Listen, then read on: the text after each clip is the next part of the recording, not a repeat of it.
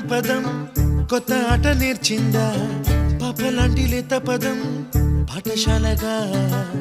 కూనలమ్మ జానపదం పల్లె దాటి వచ్చిందా చవళిల జానతనం పాట చూపగా కుంచెలో తాగే చిత్రాలు ఎదురొచ్చేలా అంతటా